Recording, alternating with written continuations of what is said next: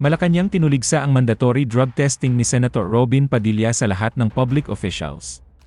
Ito ay labag sa konstitusyon at sa privacy kung lahat po. So baka magsayang lang po ng oras at pera, aralin po muna niya po. Pero bago ang lahat, kung ikaw ay bago sa aking channel, huwag kalimutan na mag-subscribe at i-click ang notification bell for more trending news.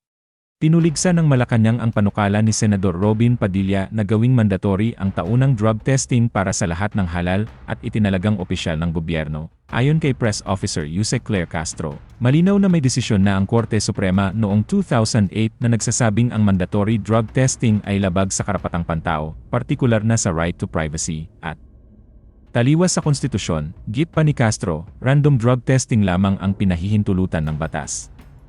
Dahil dito, anyay nasasayang lamang ang oras at pondo ng gobyerno sa pagtutulak ng naturang panukala. So ang nais po ni Senator Robin Padilla ay lahat ng Elected public officials at public officers. Sana po ay nabasa niya na po ang desisyon ng Korte patungkol po dito. Social Justice Society versus Dangerous Drugs Board 2008, kung saan hindi po hinahayaan at ito ay labag sa konstitusyon at sa privacy kung lahat po, pag sinabi po natin lahat, universal testing, mandatory universal or universal testing. Ang allowed lamang po ay ang random drug testing. So baka magsayang lang po ng oras at pera, pondo si Senator Robin Padilla. Aralin po muna niya po ang nais niyang gawing batas. Matatandaang isinusulong ni Padilla ang panukalang ito bilang bahagi ng kanyang kampanya kontra iligal na droga. Matatandaan na naghain si Senador Robin Padilla ng panukalang batas na nag-uutos sa lahat ng halal at itinalagang opisyal, kabilang ang Pangulo ng Pilipinas, na sumailalim sa taunang mandatory drug testing.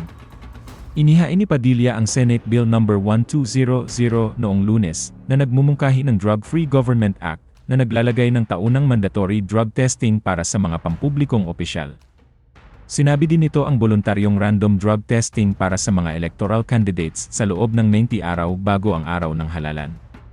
Sa kanyang paliwanag, sinabi ni Padilla na bilang mga empleyado ng mga pampublikong tanggapan, ang mga opisyal ay dapat ding sumailalim sa mga hakbang sa pananagutan tulad ng mandatory drug testing, alinsunod sa kanilang mandato na isulong ang kapakanan ng publiko at tumulong na mabawasan, kung hindi man maalis, ang paggamit at pag-abuso sa droga sa mga komunidad.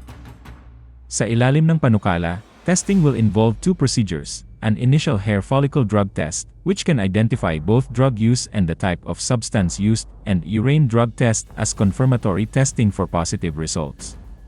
Nakasaad sa panukalang batas na ang mga drug test certificate na inisyu ng mga accredited testing centers ay magiging valid sa loob ng 1 taon at maaaring gamitin para sa iba pang opisyal na layunin. Ang mga opisyal na nagpositibo sa paggamit ng droga ay haharap sa administratibong aksyon na maaaring humantong sa pagsuspinde o pagtanggal sa tungkulin na napapailalim sa mga umiiral na batas.